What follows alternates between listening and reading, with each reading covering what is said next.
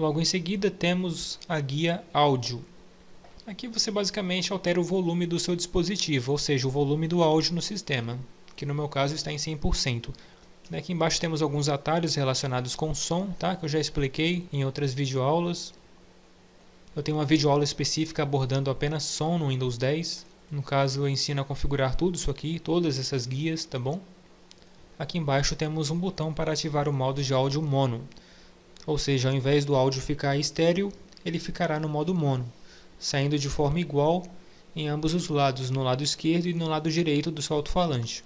Mostrar alertas de áudio visualmente. Aqui funciona da seguinte forma: se você escolher, por exemplo, fazer piscar a janela ativa, sempre que essa janela receber uma notificação, ela vai piscar. Então, se eu estiver com o Google aberto e eu receber uma notificação qualquer do navegador Chrome, a sua interface vai piscar. Então, posso escolher entre fazer piscar a barra de títulos da janela ativa, que está recebendo essa notificação, ou seja, fazer piscar essa região aqui de cima da janela, que é essa parte aqui em cima, tá vendo? Isso aqui é a barra de títulos, é onde fica o título que identifica a janela. Fazer piscar a janela ativa como um todo, ou piscar a tela inteira, ou seja, a tela inteira do sistema, né? Não apenas a tela do aplicativo ou programa em si, recebendo a notificação. É basicamente assim que funciona. Eu geralmente deixo a opção padrão mesmo, que é nenhum alerta visual, porque isso aqui é indiferente para mim. Em seguida temos a guia de legendas ocultas. Essas legendas aqui se aplicam a aplicativos como filmes e TV, onde você pode habilitar a exibição de legendas, né? Então aqui você configura a legenda, a sua cor padrão, a transparência da legenda, o estilo da legenda, o seu tamanho e assim por diante. Obviamente isso aqui só será aplicado quando você executar um filme no aplicativo Filmes e TV e embutir uma legenda no mesmo. Então essas configurações relacionadas à legenda serão aplicadas à legenda em execução naquele momento, tá bom? Logo em seguida temos a guia Fala. Isso aqui serve para controlar o comando de voz, né?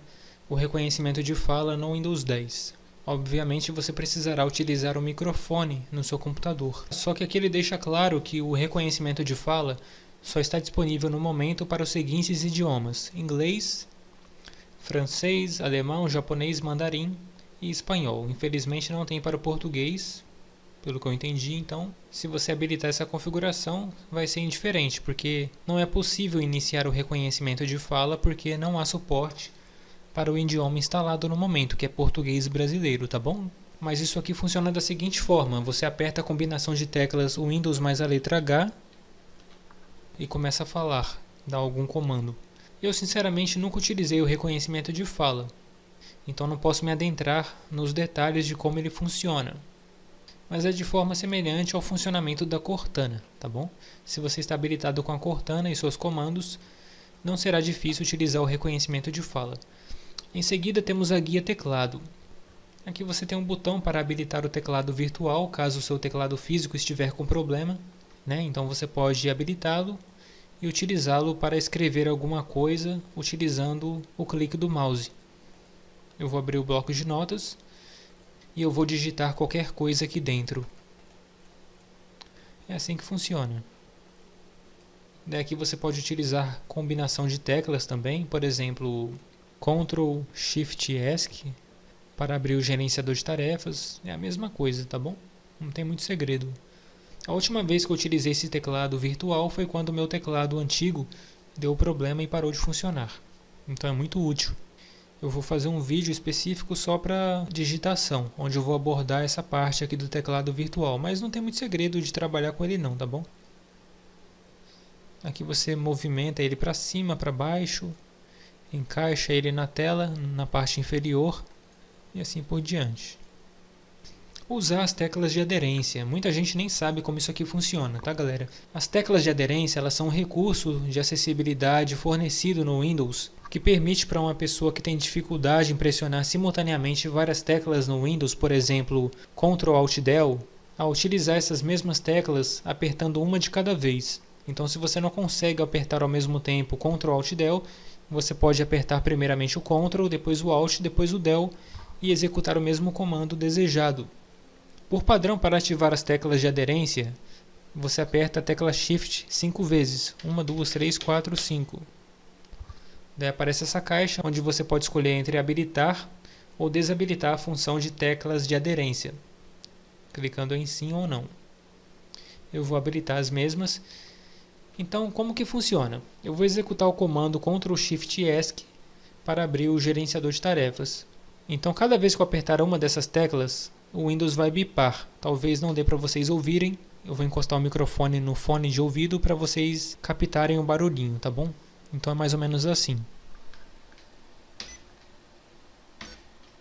Daí o gerenciador de tarefas se executa normalmente, sem eu precisar segurar todas as teclas ao mesmo tempo. Então é assim que funciona, tá bom? Daqui embaixo temos algumas configurações pertinentes a teclas de aderência. Permitir que a tecla de atalho inicie as teclas de aderência. O atalho padrão para iniciá-las é a tecla Shift, quando você aperta 5 vezes a mesma. Então você apertando 5 vezes, você habilita as teclas de aderência ou desabilita as mesmas, caso elas já estiverem habilitadas. 1, 2, 3, 4, 5. Mostrar o ícone teclas de aderência na barra de tarefas. Por padrão ele aparece aqui embaixo no canto quando você habilita o mesmo.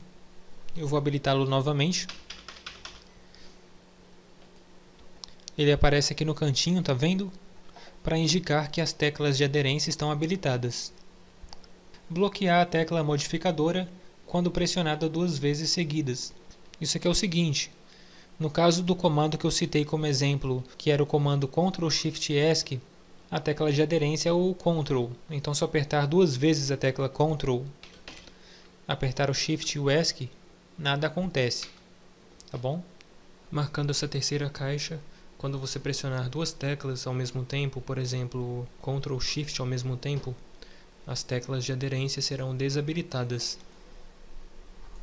Por último, temos a opção para reproduzir um som quando uma tecla modificadora for pressionada e liberada, que é o barulhinho que a gente ouve, né, quando a gente aperta uma tecla modificadora. Então você ouve um barulhinho diferente para cada vez em que ela é habilitada ou desabilitada. Eu vou apertar aqui a tecla Ctrl 2 vezes para você ouvir o barulhinho. Então é mais ou menos assim, tá bom? Aqui embaixo você tem as opções pertinentes a teclas de alternância. As teclas de alternância são as teclas Caps Lock, Numlock e Scroll Lock.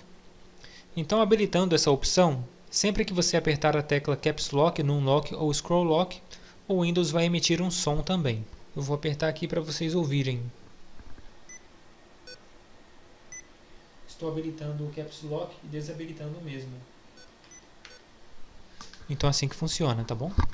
Utilizar as teclas de filtro. Isso aqui serve para você controlar basicamente, né, a velocidade com que você aperta e segura cada tecla. Eu não recomendo habilitar essa função, tá bom? São meio inúteis. Todas elas aqui embaixo são meio inúteis, tá bom? Então eu recomendo deixar essa opção desligada. Logo em seguida temos a opção sublinhar teclas de acesso quando disponíveis. Isso aqui se aplica a programas tipo Word, né? Quando você tem vários menus aqui em cima, então ele sublinha a primeira letra de cada menu. É basicamente isso. Então você consegue acessar o menu com uma tecla do teclado, né?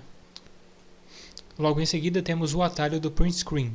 Ao habilitar esse botão, sempre que você pressionar a tecla Print Screen, a captura de tela vai se abrir. Ou seja, a foto que a ferramenta tirou vai se abrir automaticamente. Só que aqui no caso tem que reiniciar o computador. E eu não vou fazer isso aqui agora para não atrapalhar a videoaula. Mas é bem simples, tá bom? Lembrando que as capturas de tela que você tirar ficam salvas em imagens dentro da pasta Screenshots, que é esse endereço aqui. Imagens Screenshots. Daqui embaixo temos algumas opções adicionais, né? Mostrar uma mensagem de aviso quando você ativar as teclas de aderência, que é aquela caixa de mensagem que aparece aqui em cima. A mesma coisa se aplica às teclas de alternância e as teclas de filtro. Reproduzir um som ao ativar ou desativar as teclas de aderência, as teclas de alternância ou as teclas de filtro. Mesma coisa. Aqui temos opções adicionais, mas que eu ensino a mexer em outra videoaula abordando apenas digitação, tá bom?